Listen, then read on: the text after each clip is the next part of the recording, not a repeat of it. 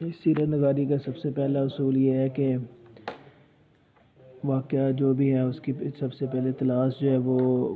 قرآن کریم سے کی جائے، اور پھر نہ ملے تو حدیث نبویہ سے کی جائے، پھر بھی اگر ادھر سے نہ ملے تو پھر سیرت کی کتابوں سے، پھر عام حدیث سے کرنی چاہیے، پھر اگر ادھر سے بھی نہ واقعہ ملے تو پھر اس کی تلاش جو ہے وہ کتب سیرت سے کرنی چاہیے۔ تو اس کے بعد دوسرا سیرت نگاری کا دوسرا اصول یہ ہے کہ سیرت نگاری کا دوسرا اصول یہ ہے کہ اس کی جو روایات ہیں وہ تنقیح کے لائق ہیں، تو ان کی جو ہے وہ تنقید اور لازم ہے، اس کی جو تحقیق اور تنقید وہ ضروری ہے، وہ ضرور کر لینی چاہیے۔ یہ دوسرا اصول ہے سیرت نگاری کا۔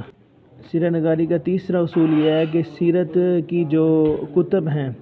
سیرت کی جو روایات ہیں، کتب ہیں، وہ احادیث کی روایات سے فروتر ہیں، تو اس لیے جو ہے اگر ان میں اختلاف ہو جائے تو احادیث کی روایات کو جو ہے وہ ترجیح دینی چاہیے۔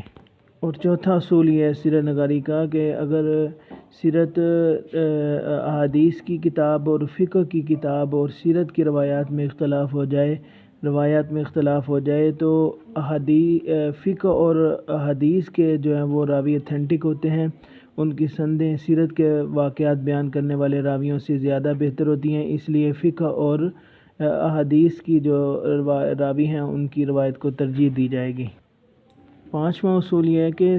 سیرت کے واقعات میں سلسلہ علت و معلول کی تلاش نہایت ضروری ہے۔ چھٹا اصول یہ ہے کہ نوعیت واقعہ کے لحاظ سے جو ہے وہ شہادت کا معیار قائم کرنا چاہیے۔ ساتواں اصول یہ ہے کہ روایت میں اصل واقعہ کس قدر ہے اور جو ہے وہ راوی کا ذاتی فہم کس قدر اس میں شامل ہے واقعہ میں، یہ ساتواں اصول ہے۔